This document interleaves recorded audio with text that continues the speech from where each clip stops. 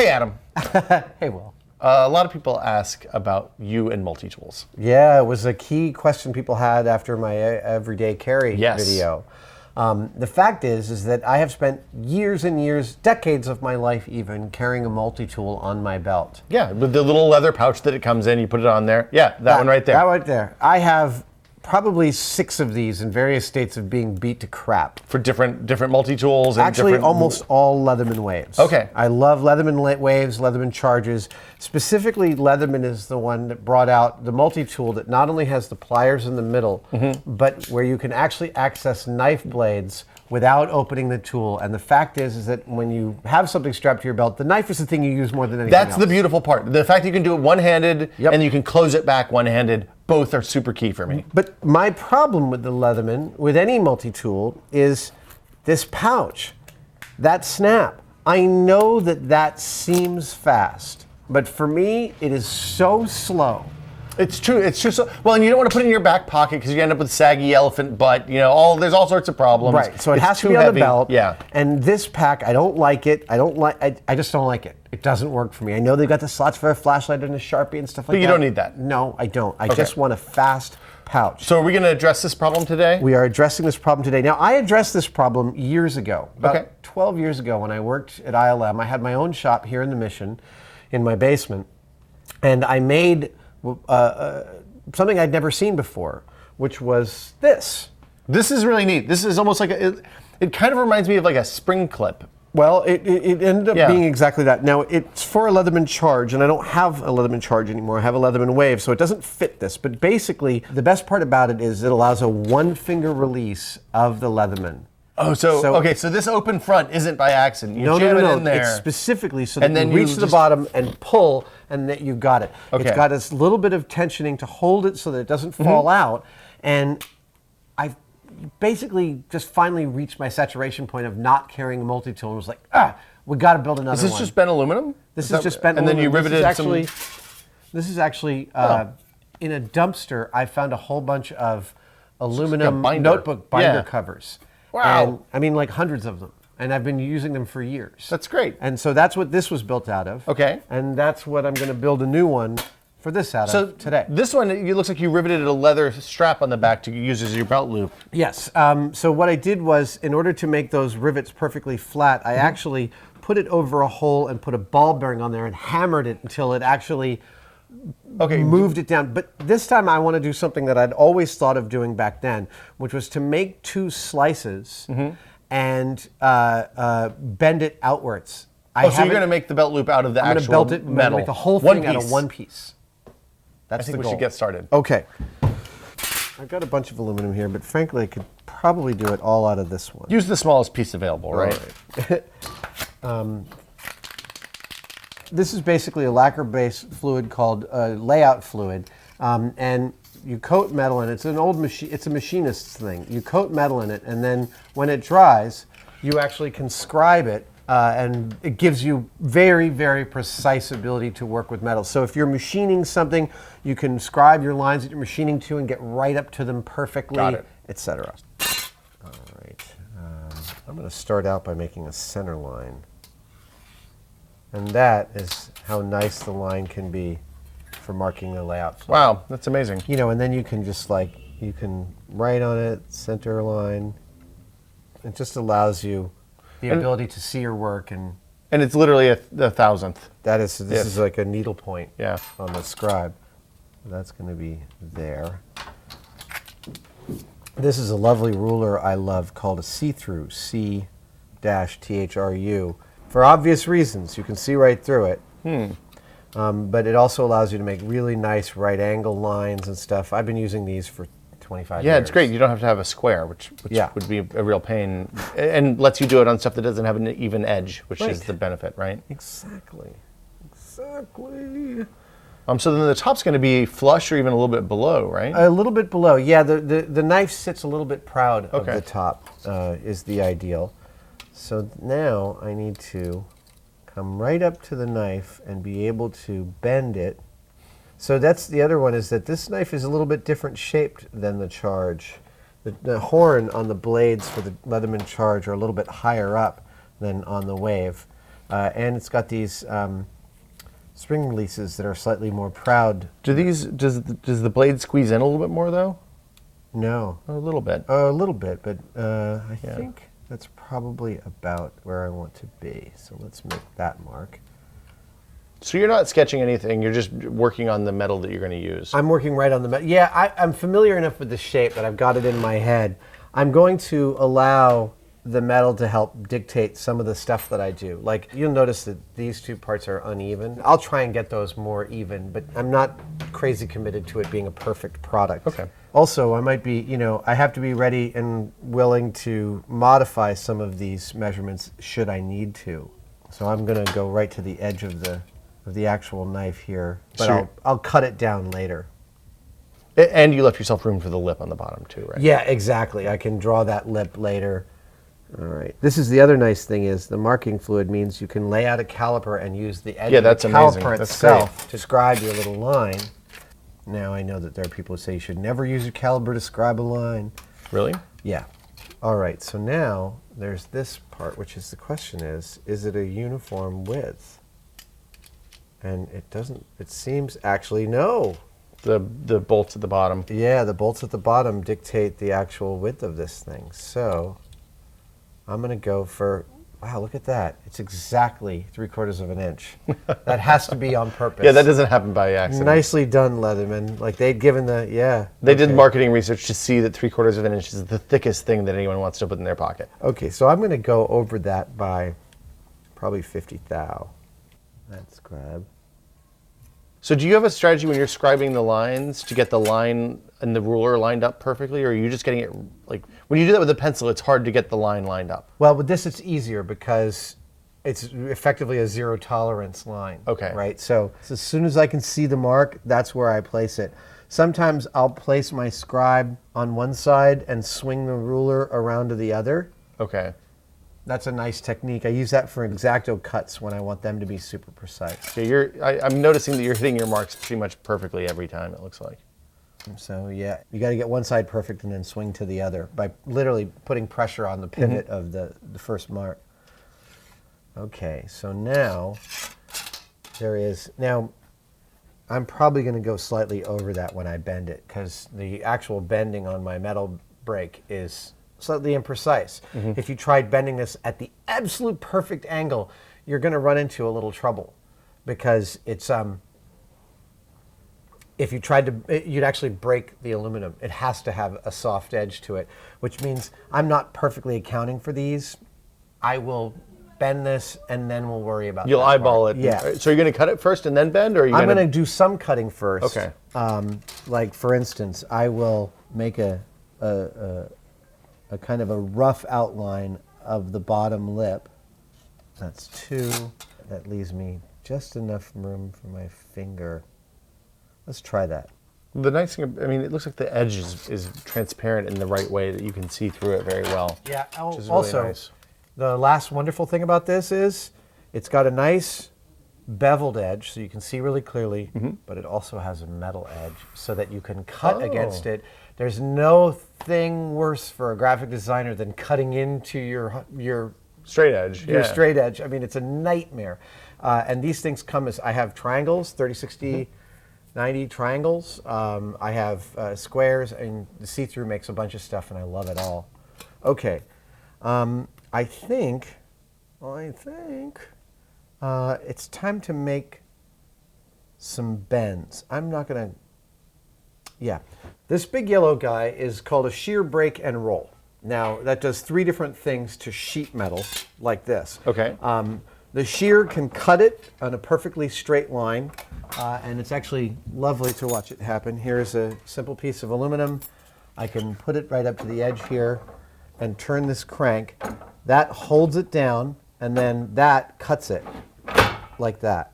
Oh, wow. So you can make really, really nice, precise cuts, and there's no flash or anything on that. Wow, edge. that's very, Wow, that's really, yeah, no, very low danger of cutting yourself there. Yes, and this actually was Industrial Light and Magic Model Shop's shear break and roll, which I managed to buy from a production company that bought it at auction when ILM closed down their model shop. Cool. So this is mostly for doing straight edge stuff. That is right? all straight edge stuff. There's also a roll up here of 3 rollers where you can roll wire and metal by feeding it in here.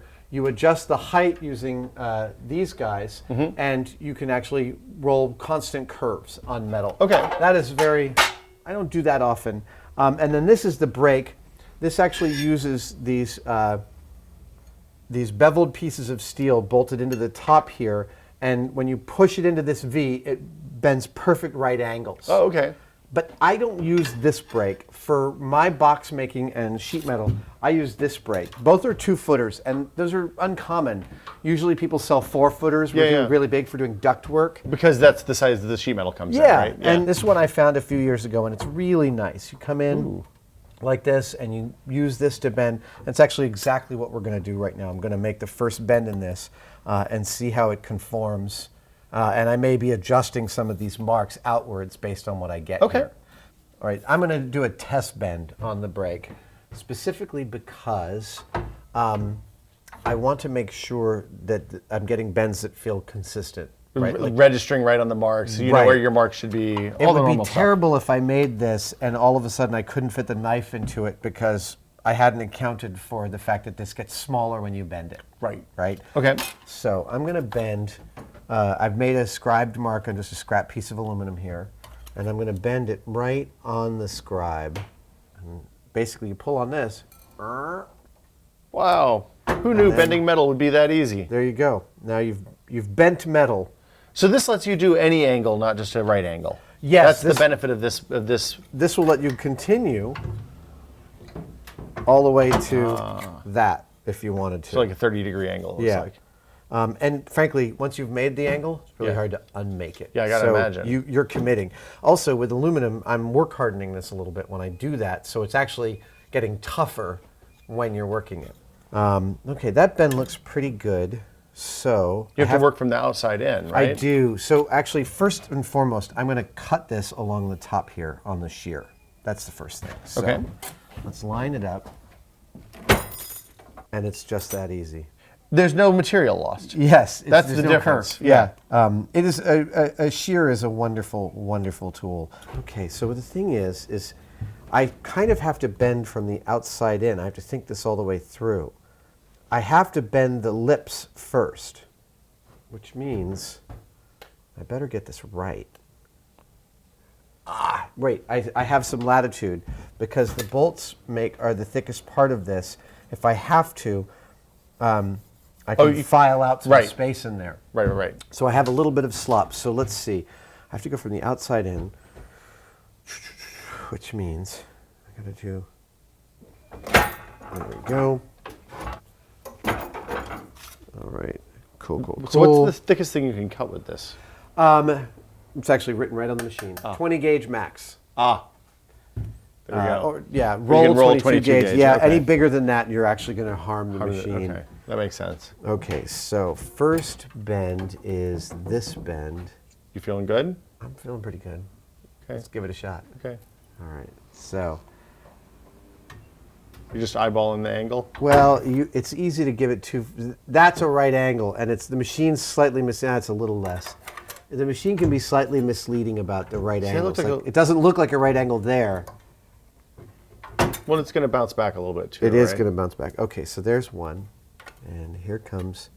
And that looks spot on. Okay, I'm very pleased with that. So let's do the second. Hold on. So I'm going to ask a dumb question. Yeah. If you bend that one, how are you going to bend the inside ones? You will see. Okay. Because the blades are thin enough. Where I can actually put this under here and get all the way there. The blade of this brake is only about 0.3 inches thick. Actually, wait a second. Do you want to eyeball it? I'd like to make this cut on my bandsaw first. Okay. Seems like a good idea. Because it's going to be easier now. It'll be easier now, harder later. Yeah, of course. Well, let's go to the bandsaw. Okay. All right. Okay, Adam, bandsaw. Bandsaw. I'm going to make the cut here. Full safety precautions. Yes. Down low, light there.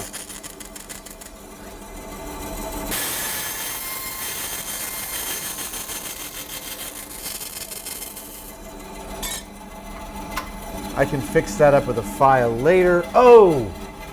I just thought of the other thing I need to do while it's still assembled. Okay. Since I want to make the belt loop part of this thing, yeah. I'm going to need to hammer it out now, while it's flat like this. Yeah, because otherwise the other stuff's going to be in the it'll way. be a pain in the butt. Yeah. Okay, so let me get the scribe over. Let me get the. Well, I can do that all over there. Back to the metal shop. Back to the metal shop. All right. So making the belt loop, I want to. I came down on this one. About that from the top. Oh, right. But the knife isn't going to sit. Yeah. So I'm going to need to decide where this goes in relation to the knife. And I think if this is any, yeah, it's probably going to be about here. So the belt loop's going to probably start about there. So here's the nifty little feature about calipers. If you lock them, you can actually hold the bottom edge against your straight edge and whoop, scribe your line. Now we're going to find out how wide your belt is. Now we're going to find, yes, so I need my belt. I need some space. But is that the main, like, do you have more than one belt? Is that the wide belt? My belts are all roughly this size, Okay. which is what? This is like an 1.25 inches, give or take. Okay. So the goal is to end up with a slot that's Yes, this wide. Exactly. And you'll actually really enjoy watching how I cut this slot because it's with a cool tool. I was going to ask if it was a certified cool tool. So now what I need to do is I need to cut a slot right around these two lines. Right? Okay. I need to cut that line as a thin slot. I don't want it to be super fat. Doesn't need to be perfect. No, it doesn't. But I have a really great tool to do that with, and that is this, a cordless Dremel. That is extravagance, the likes of which I've never seen before. It is. This one has lithium-ion batteries. Wow. It's one of Dremel's newest products. I love this thing, and I'm going to use on it an emery wheel with this little spring-loaded. Ooh, is that like a quick grip for the wheel Yeah, blades? it is. Oh, that's neat. Yeah, and so. Oh, it there just you go. locks in? Uh-huh. Oh, that's great. It's much better than the old screw method. I know, and those little old. Is that a toolless chuck too? Yeah. Every convenience here at the Wow. cave. My Dremel tool, you still have to pedal. So I'm going to clamp this in so I have total control with my hands. Seems like a good idea. Yeah. A good bench clamp is one of the most useful things in the world.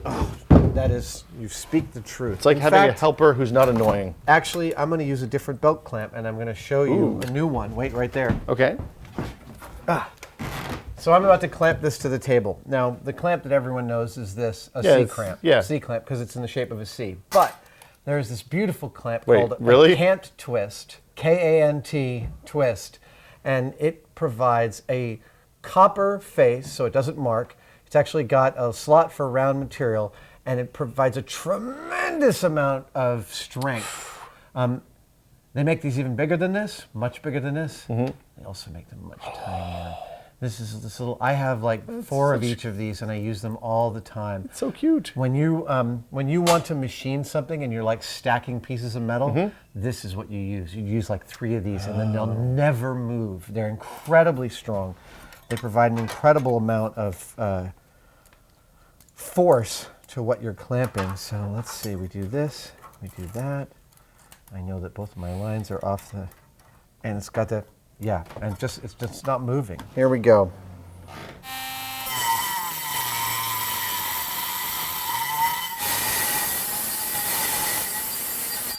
That's pretty good. The thing to remember about a Dremel tool is it's a speed tool, not a torque tool. You have to go very gently with your cuts. Yeah.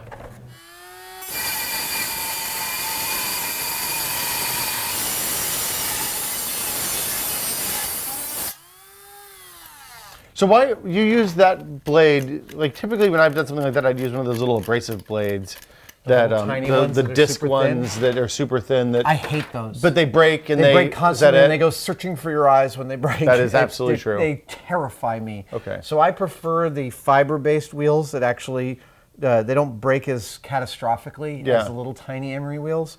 I just prefer that. If I had to do super fine, precise model work, sure, I would use that, but that's good enough for this. Fair enough.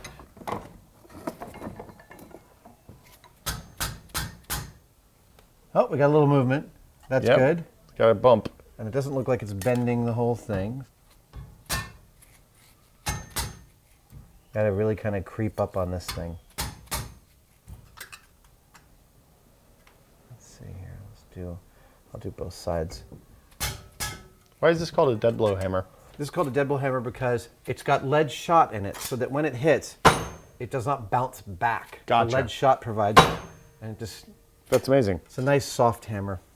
All right, let's see here. Good, that doesn't seem to be like I'm over torquing the rest of it, so we'll just keep on moving.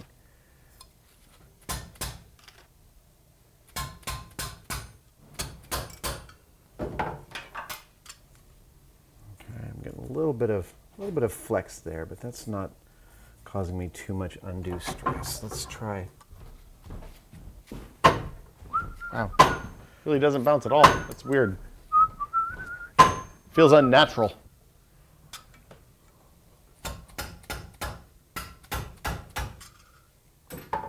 If somebody were mass producing something like this, they'd probably build a special jig for a press or something like that. Oh yeah, right? it would just be a psh, like crank, that. yeah. In fact, this thing would probably be punched out in one shot, Yeah. that cut out in another, and then folded in a Folded third, twice, just all yeah. in 3 steps.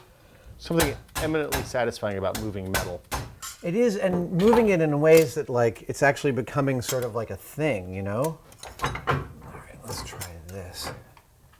There's a lot of movement there. Yeah, but it's also curling that, but that doesn't necessarily harm me.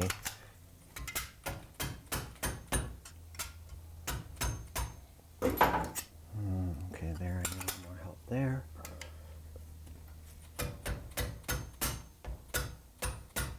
Oh, right, I see what's happening. Okay. Yeah. So what just happened? Well, what happened was I was pulling on this without support right here, and it started curling the whole shape there. And if it does that and it starts to work harden it, then I need to heat it up and re-anneal it to keep working on it, and I'd rather not. So I'm going back to this supported model.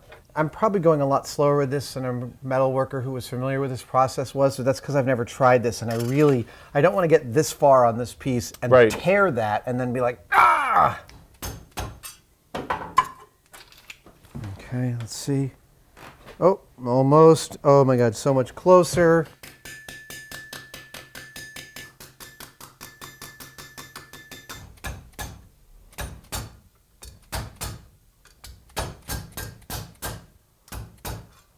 In the final video, we'll start on this, and then it'll say some time passes. And then we'll come back right now.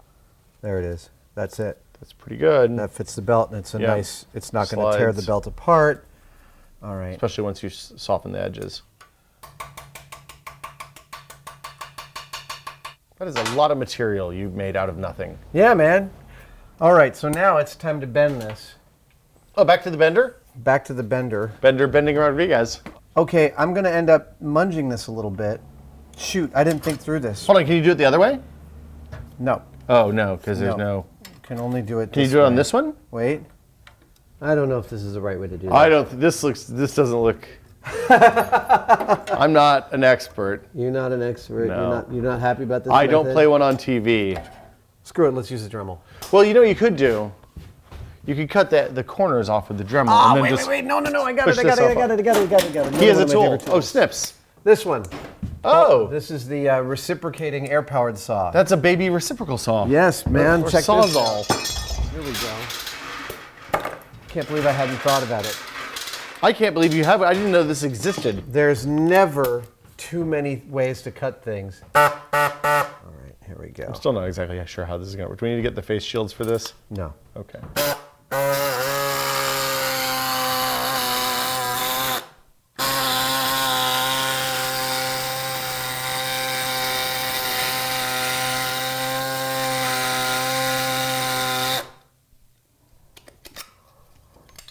Well, that was easy. Yeah, this saw is a wonderful thing.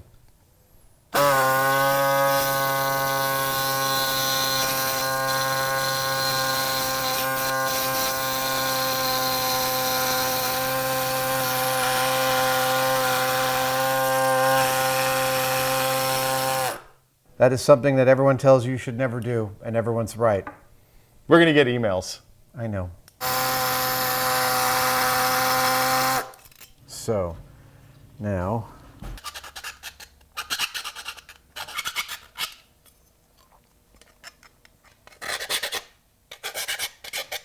that looks like it's still a belt loop. It does look like a belt loop. It's a little thinner. It's a little thinner, but It'll make it easier on and off.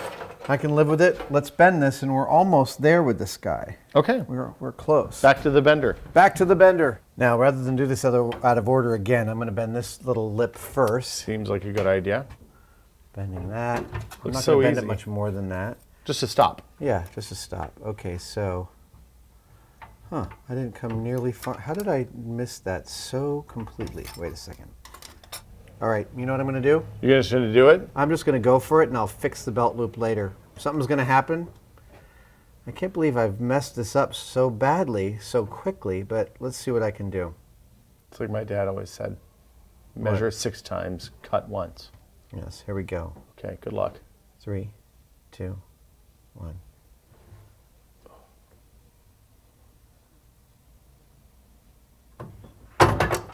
That doesn't look bad. I can fix that. Okay, before I make the other bend, let's see here. Okay, that's good. I like that. Okay, It's a good it fit. looks like a good, good And it tight looks like it'll join. fit tight. Yes, yes, yes. Okay, here we go.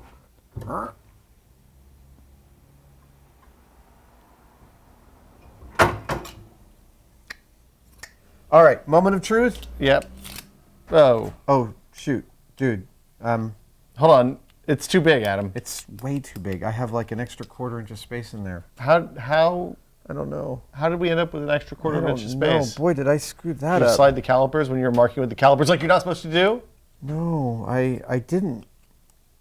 Wow. It is way off. It is way, way, way off. So people ask when you build stuff. Do I really build seamlessly? Do you really and never build it screw up? seamlessly on the first try? No, I really don't. And that Is that? Can you squinch it in and fix it, or do you think it's a lost cause? this one's a lost cause. I have to use these measurements to know what not to do on the next one. You just need a bigger Leatherman. You don't think with all the hammering you stretched it out or something? No, not Wouldn't this have been way. in that way. Not left to Yeah. right. No, I this. There we go.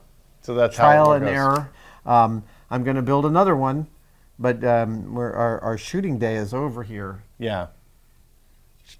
So I guess that'll do it. Next, Yeah. The next cut Yeah. will be the new one that I got right. Because you don't need Completed. to watch me build it all over again. It's the same thing, just with the right measurements this Okay. next time. Okay, we'll be back in a second. Here, let's do a cut. Okay. That way or Do white. like Let's do the, clock can we do the wipe? swinging golf wipe from the You- early. You like the Yeah, Johnny one of Carson those, one? yeah. Okay. Go ahead. Well, you no, do no, it. it's you. Well, Joey will be editing. It should be Okay, you. okay. That's the wipe. Yeah, terrible. So an indeterminate period of time has passed. This is the busted too big Leatherman holder that we made yes. a while ago. It's the one that's not right because I got the measurements wrong. And look, it happens when you're bending metal, and there's trial and error. And we just eyeballed it to begin with. So We did. lessons learned, mistakes were made. There is the new one. This is Mark II. Now this is Mark II. So in the interim, I did the same technique. I just did it in slightly different order. I bent the outside first before cutting the belt loop hole. I did roughly the same technique on pushing out the belt loop hole, and then I sanded the whole thing and polished it with aluminum. So actually, we should watch it go in on my belt. Just 100%. 100%. True life. This is the way it works. This is the way it works. All right, Okay. so belt goes in, belt comes out. That's pretty good. Yep. And it's nice and light. So just to remember, too big It falls out. falls out. Here is the correct one. Like that. And it Now- doesn't fall out. I can hang it upside down. It doesn't move. And then to remove, one finger. That's great. And I can't even tell you how nice it is to have this back again.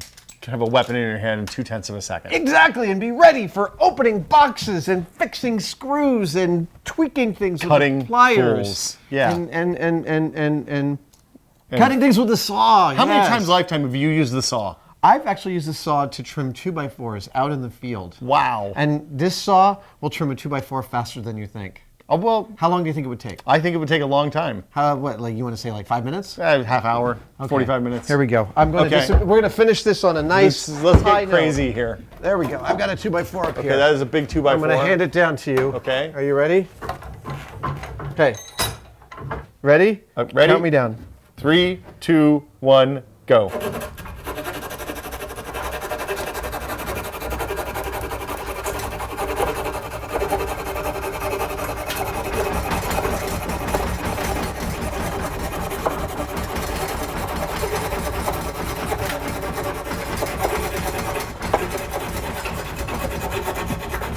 Hey! 21 seconds. Boom! I was so entranced. I didn't press stop. That's amazing, Adam. Thank you so much. Thank you, As sir. always. Oh! Yep. We have to finish the sequence with this.